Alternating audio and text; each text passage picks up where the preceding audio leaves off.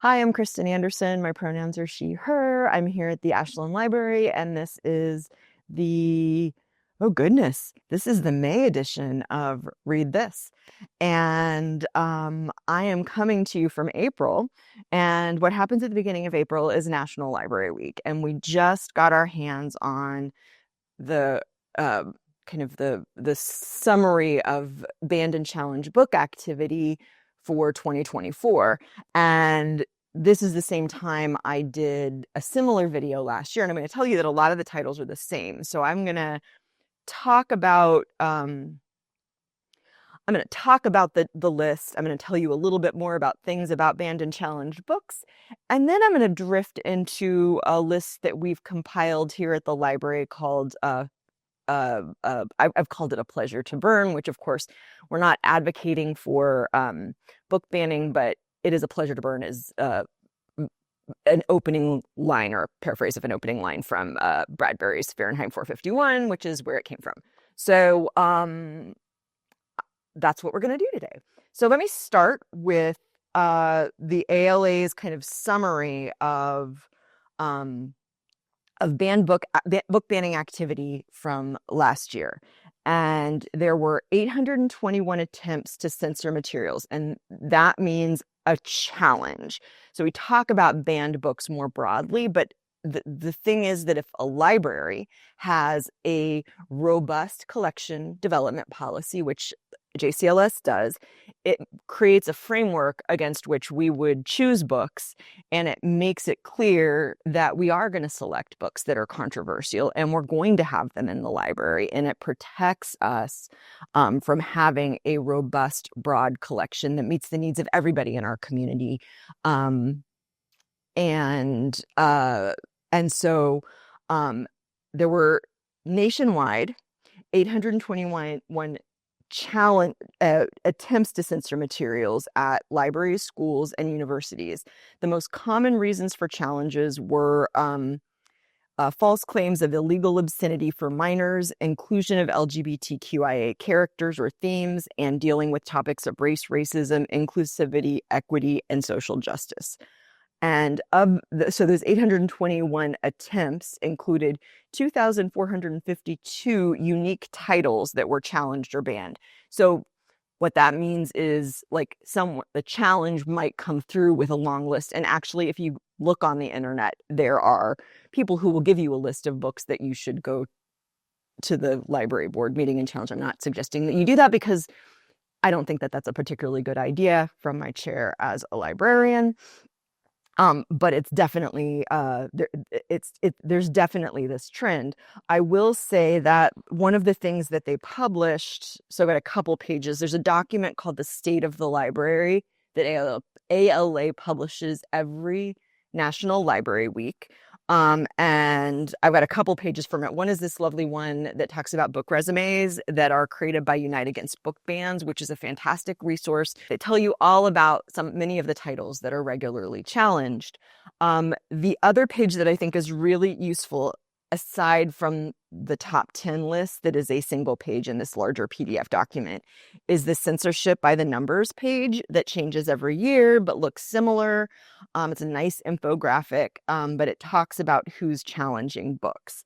And the big point that they made this year is nearly 72% of censorship attempts in 2024 were initiated by pressure groups and decision makers who have been swayed by them, which is an increase significantly over time, although, and we'll try and get this graphic up on the screen. There's a graph at the bottom that does show that this year there was a slight decrease compared to the prior year. Who knows whether that was because people's efforts were involved, like people who might have been challenging books were focusing on the upcoming presidential election, might have been one reason why that could have happened. But there's also a conversation about something called soft censorship, which is the phenomenon whereby people like libraries across the country who know because we all know what books are on these lists because they're published every year. So the challenges are coming through 55% from public libraries. So oftentimes we think about the school libraries where in fact, you can be much more clear about the population that the book is for, because if you're putting it in an elementary school library, you're obviously intending for it to be read by an elementary school audience. Public libraries, by definition, are for everyone, except in places like Idaho, where they've got some legislation that's happened fairly recently, where there are libraries that are smaller and less resourced who have changed their rules so that parents need to sign a waiver so that their children can come in because of the inability of the library to prevent children from accessing materials that the public library, by definition of their mission, needs to have, but can't do what the law says they need to do. So there are places where libraries aren't for everybody, but we don't live in one of those, if you're watching this from Jackson County. And 55% from public libraries, 38% from school libraries, 5% more broadly in schools, and 2% in higher education. And most of them are, so most of them are in public libraries. So what are the books that are on the list of most banned and challenged? And I also think it's important, like when you're looking at public libraries as being a part of this, to recognize that sometimes when a book is challenged in a public library setting, it's sometimes more about where in the library it is shelved and where it might be better placed. And that is something that has happened at JCLS, where a book is like sometimes books get accidentally cataloged in a way that they shouldn't. Books are typically at JCLS published based on the or shelved and cataloged based on the audience for which they are intended. So we would put a book in children's that was published for children, regardless of content. We would put a book that was published with the express intent of primarily being for teens in teens, regardless of content. Some books do flirt on the edge of those audiences and can sometimes get bumped into a different category. So a book that has previously been shelved in teen gets moved to adult. That doesn't in any way take it away from anyone being able to access it, but it does put it in the right place in the library. And that becomes important when we go down this list, because some of these books were published for adults and some of them were published for teens. And the way I want to talk about the list this year, because there are repeats and there are some that if you follow the news, you've probably seen talked about on the news. The two that seem to be lightning rod books year after year at this point in history are All Boys Aren't Blue, which is a memoir by George Johnson, and Genderqueer, which is a memoir by Maya Kobabe. And those two are specifically about LGBTQIA experiences. There's another one on the list of 10 called Flamer by Mike Curato. That one is also a memoir about queer experiences. So that's one bucket of the books that are on this most challenged list. There are 3 on this list that are books that are written and kind of at this point would be it doesn't take as long for a book to become a classic in teen as it does in adult. So these 3 books are teen classics in the sense that they're like in the 20 to 10 years old range, and they have really frank conversations about sex and sexuality in them, but they're novels. And those 3 are The Perks of Being a Wallflower by Stephen Chbosky, Looking for Alaska by John Green, and Me and Earl and the Dying Girl by Jesse Andrews. All 3 have been made into movies, which may be why they kind of are consistently on this list, because there's more awareness of them, maybe because of that. But they are not books, and I said this last year and I'll say it again, like none of these are books that are the top circing books in the library. And in fact, people tend to be drawn to these books because they're on these lists.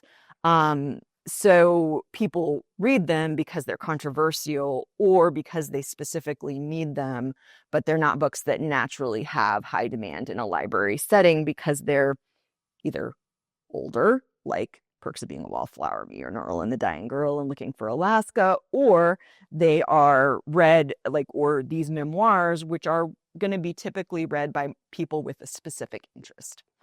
And then you've got a classic, which is The Bluest, like a adult classic, The Bluest Eye by Toni Morrison, which does have some rough content in it, and is often, I think, taught in schools because it's a pretty short book by Toni Morrison. So I think it makes it a very teachable book, and it fits well in the curriculum.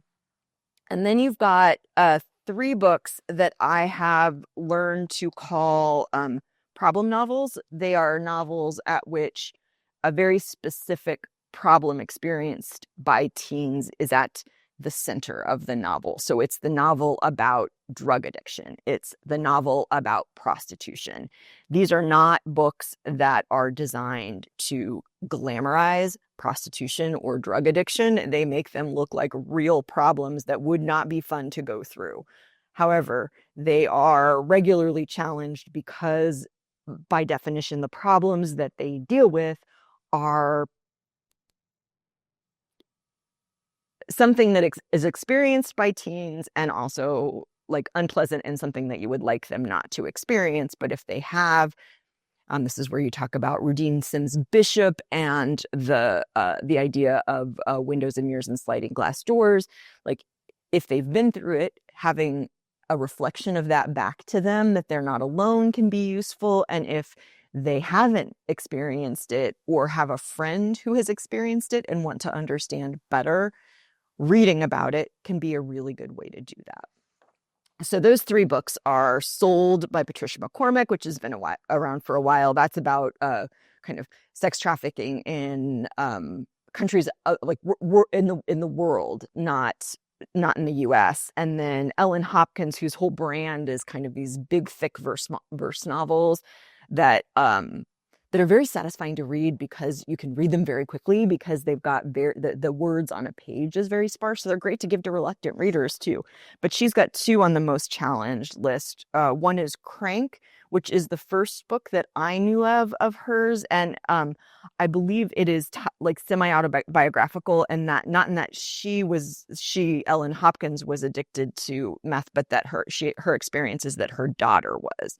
And so this is a book kind of about that family experience. And it has sequels, but Crank is the first one. And then Tricks is about, as you would imagine based on the title, prostitution. So those are our 10 most challenged books of the year. None of them is a recent pub date. None of them is one that is on our most circling list, even with all the attention that they get in the news for being so heavily challenged. But they're also in these lists that circulate of books that you should be outraged exist in certain circles of the internet. And I think that recognizing that it's a specific niche of books that have very specific characteristics about them is just helpful to understand. The lists don't change that much year from year, but you will see over time things changing. There was a time when, for example, Harry Potter, because of witchcraft, was a book that was being talked about in this context. But right now, this is what we're talking about. And there are books for kids about book banning that can be really, really interesting to read in the context of what is going on in the world. And they might be interesting to read because I don't necessarily think that there are kids watching this video, for adults as well. And the one that is my favorite of this genre is called Answers in the Pages by David Levithan. And it is about a book that is, I don't know, I when I was reading it, I was thinking of something like The Lightning Thief by Percy Jackson. It's a book that is more about adventure and having fun and hanging with your friends, and also like high action fantasy stuff. But at the very, very end, there's a very, very vague reference to two of the main characters maybe having romantic feelings for them, and those two for each other. And those two main characters happen to both be boys. And so this book that all of these kids are reading because it's popular then is, once a parent finds out that this one line exists at the very end of this book that the kids haven't really even been paying attention to, it's a book that then is getting challenged. And it's about the students in the school kind of banding together and supporting their right to read this book that they think is a really fun book. And it's just it's a really nice illustration of that. It's not being read as much as a book called Ban This Book by Alan Gratz. And Alan Gratz's book, Ban This Book, is good, but it was written in 2017 and but was then reissued last year. So the publisher republished it with a new cover after it was removed from libraries in Florida. And because of that, to me, reading the book, it doesn't, this is the thing about children's books becoming classics faster. They also date themselves more quickly. So this book about banned and challenged books is not,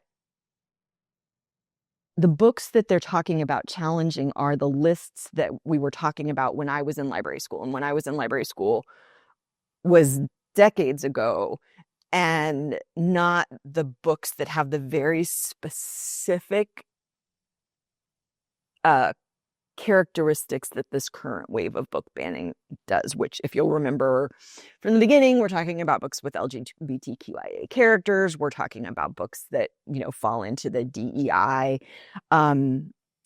realm. And that, to me, was super interesting to read as a librarian who reads a lot of children's literature and has a lot of depth of knowledge of kind of children's books as a whole. But I recommend Answers in the Page. A.S. King has one called Attack of the Black Rectangles. That's great. If you want something more adult, The Book Thief by Marcus Zusak, which was made into a movie, deals with book censorship during World War II in Germany. And another one that's super fun, but is not going to change anyone's mind. So, for example, if you're listening to this in rage, thinking that books should be banned, fine for you. I understand that those people are out there. But Lula Dean's little library of banned books is not going to change your mind. But if you are more wired in a way to think that book banning and challenging is probably just a waste of energy and not something that should be done, then Kirsten Miller's Lula Dean's little library of banned books will be a fun read for you.